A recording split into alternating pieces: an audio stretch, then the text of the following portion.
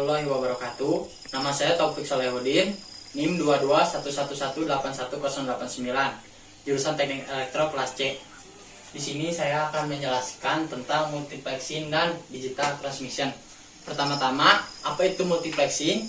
Multiplexing adalah proses penggabungan sebuah sinyal informasi yang dimana sinyal informasi tersebut dikirimkan melalui saluran transmisi.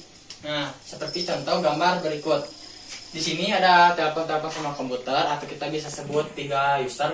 Nah, 3 user ini mengirimkan sebuah informasi ke multiplexer dalam satu kali pengiriman. Di mana di multiplexer berikut, di multiplexer ini diproses lagi dan informasi pun dikeluarkan kembali ke telepon-telepon dan komputer sesuai informasi yang dimasukkan dari user yang pertama. Nah, ada dasar 2 teknik multiplexing, yaitu ada frekuensi division multiplexing dan time division multiplexing. Sekarang kita lanjut ke frekuensi division multiplexing atau FDM. Yang pertama, apa itu FDM atau frekuensi division multiplexing? Di mana sinyal informasi ditransmisikan dalam suatu frekuensi yang berbeda dan sinyal informasi dimodulasikan ke sinyal pembawa yang berbeda-beda. Nah, seperti gambar berikut. Di sini ada contohnya 3 user ya. Ada telepon, PC atau komputer sama komputer. Nah, 3 user ini memiliki frekuensi yang berbeda-beda yang dimasukkan ke FDM. Nah, FDM ini adalah menggunakan sinyal analog. Nah, dimodulasikan di sini menjadi secara bersamaan menjadi sebuah informasi di FDM dan dikeluarkan di mana outputnya akan sama dengan inputnya. Yang kedua sekarang ya, yaitu time division multiplexing atau disingkat TDM. Ya, apa itu time division multiplexing? Yaitu bisa digunakan untuk sinyal digital. Yang kedua itu jadi sinyal TDM adalah jadi deretan bit di mana sinyal input yang ditransmisikan melalui metode satu frame dengan slot yang berbeda-beda. Nih, seperti gambar berikut cara kerjanya. Nah, jadi di sini ada tiga komputer memiliki bit yang berbeda-beda, deretan bit yang berbeda-beda. Terus ditransmisikan melalui frame. Ada frame 1, frame 2, frame 3, dan frame 4. Nah, di mana ini angka belakangnya ini. Nah, ini dikirimkan melalui slot yang berbeda. Jadi ini 101, di sini 101, dan seterusnya. Ini frame 2, frame 3, frame 4. Ini frame 2, 100, frame 3, 010, dan frame 4, 111. Masih di time division multiplexing atau TDM, yang sepertinya sebelumnya saya jelaskan yang tadi, hampir sama cara kerjanya.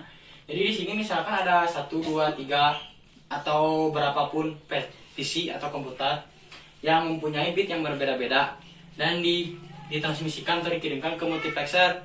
Nah, menggunakan single communication, atau ini satu saluran tapi dikirimkan secara bersamaan di bit tersebut. Nah, nanti ini di multiplexer ini akan dipisahkan sesuai dengan user-usernya dan di-outputkan sesuai dengan yang diinputkan. Ya, sekarang kita masuk ke sistem penyambung, exchange atau switch. Yang pertama, apa itu exchange? Dalam perusahaan telekomunikasi disebut sentral, di mana komponen dihubungkan antara telepon sehingga dapat berbicara satu sama lain. Jadi yang menghubungkan antara pengirim dan penerima itu adalah sentral. Nah, terus ada beberapa syarat untuk switching. Yang pertama, harus dapat menghubungi setiap panggilan. Yang kedua, harus dapat memutuskan panggilan tersebut.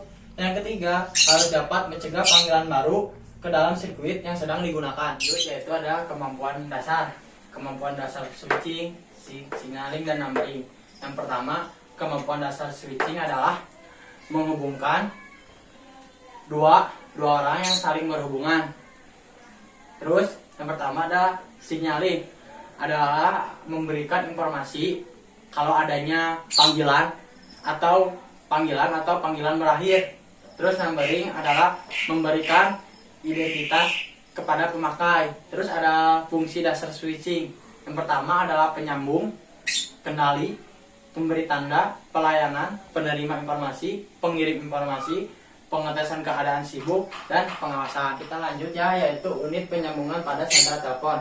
yaitu ada telepon, LIC atau Line Interface Circuit, konsentrator, grup selektor, dan ekspansor. Ya, yang pertama adalah LIC atau Line Interface Circuit adalah untuk menghubungkan antara pelanggan dan sentral dan menerima panggilan serta mempersiapkan untuk panggilan. Lalu lanjut ke konsentrator. Konsentrator adalah sebuah kelas saluran untuk mengkonsentrasikan saluran. Langsung lanjut, apa itu grup selektor? Grup selektor adalah jalur routing pemanggil untuk menghubungkan antara inlet dan dihubungkan ke outlet. Lanjut ke ekspansor. Ekspansor adalah untuk menyebarkan saluran ke saluran yang lebih banyak lagi. Kita masuk ke elemen exchange. Elemen exchange itu terdiri dari tiga, yaitu ada cross point matrix dan signaling dan kontrol. Apa itu cross point matrix? Cross point matrix adalah menerima panggilan dari pemanggil untuk menghubungkan yang dipanggil dan mengecek status yang dipanggil. Itu cross point matrix. Lalu kalau signaling adalah memilih saluran yang mana yang akan dipilih. Kalau kontrol adalah untuk membangun hubungan antara pemanggil dan dipanggil. Kita lihat seperti gambar berikut. Di gambar berikut ada 3 telepon pemanggil dan yang memanggil 3 telepon. Jadi si telepon ini mengirimkan sinyal saluran ke kontrol dan membangun hubungan antara pemanggil dan dipanggil. Nah, di cross point ini si pemanggil itu diterima dan dicek ke yang dipanggil. Nah, jadi sinyal ini memilih saluran yang mana yang akan ditelepon. Misalnya yang ini nelpon ke sini, yang ini nelpon ke sini, dan yang ini nelpon ke sini. Itu melalui cross point matrix yang disalurkan dan kontrol. Kita lanjut ya. Sekarang ada trunking. Pertama adalah berfungsi untuk mengartikan sinyal-sinyal antara user di dalam sentral itu sendiri dan mengartikan line signaling yang digunakan pada saluran trunk. Jenis trunk ada 3, yaitu outgoing trunk, incoming trunk, dan bitrate trunk. Terus ada evolusi. Evolusinya adalah manual switching, automatic switching terdiri dari step by step, crossbar, dan coming central. Lalu ada digital electronic switching, ada circuit switch dan packet switch. Kita lanjut ke struktur jaringan telepon. Yang pertama ada local network. Local network adalah untuk menghubungkan stasiun pelanggan ke sentral lokal. Langsung ada junction network. Junction network adalah untuk menghubungkan sentral lokal dan melayani suatu area. Lalu ada trunk network. Trunk network adalah menyediakan suatu jaringan di area lokal secara nasional. Kalau international network adalah untuk menghubungkan jaringan nasional ke berbagai negara. Ya, kita lanjut ke jaringan akses atau access network. Jaringan akses adalah untuk menghubungkan CPE dan core network yang berfungsi untuk menyalurkan informasi atau data dari CPE ke core network atau sebaliknya, seperti gambar berikut. Kayak ini telepon, komputer, dan laptop, ini ada user disebut CPE. CPE ini menyalurkan informasi atau data akses network melalui transport atau core network ke komputer atau telepon dan sebaliknya. Ya, kita lanjut. Sekarang adalah jaringan akses tetap. Jaringan akses tetap adalah jaringan yang menghubungkan terminal dan tidak berpindah-pindah. Jaringan akses tetap mempunyai 3 media, yaitu yang pertama kabel tembaga, kabel koaksial, dan kabel fiber optik atau serat optik. Nah, sekarang kita masuk ke elemen jaringan akses seperti gambar berikut. Dari elemen jaringan akses itu ada STO atau Central Telepon Automat. Lalu ke MDF, Main Distribution Frame atau rangkaian pembagi utama. Lalu dihubungkan memakai kabel primer ke rumah kabel. Di rumah kabel ditransmisikan ke KP atau DP drop point menggunakan KE kabel sumber.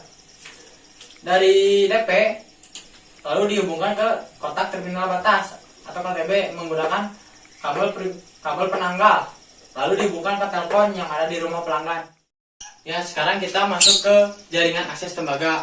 Yang pertama, apa itu jaringan akses tembaga? Jaringan akses tembaga adalah yang menghubungkan sentral dan pelanggan menggunakan kabel tembaga. Di sini ada konfigurasi dasar JALOCAT atau jaringan lokal akses tembaga. Yang pertama ada dari STO, Sentra Telepon Otomat, menggunakan kabel primer ke RK rumah kabel. Lalu dihubungkan kembali menggunakan kabel sekunder itu ke DP drop point. Langsung dari DP menggunakan kabel penanggal ke KTB kotak terminal batas, lalu ke telepon. Sekarang adalah jaringan catut tidak langsung. Jaringan catut tidak langsung adalah DP yang menghubungkan drop point yang menghubungi melalui RK. Sekarang ini contohnya. Di sini ada switch sama RPU, itu ada di STO, Sentra Telepon Otomat. RPU itu adalah rangkaian pembagi utama menggunakan kabel primer, tapi kabelnya DAC, berarti kabel DAC itu kabel tanam yang nanti dibuat manhole di dekat RK. Nah, di rumah kabel. Nanti di rumah kabel itu dihubungkan ke kotak pembagi menggunakan kabel sekunder. Dari kotak pembagi KP ke KTB menggunakan kabel dropwire DW atau disebutnya. Dari KTB ke roset menggunakan indoor kabel. Lalu dihubungkan ke telepon. Mungkin segitu saja penjelasan dari saya. Mohon maaf bila ada kesalahan. Assalamualaikum warahmatullahi wabarakatuh.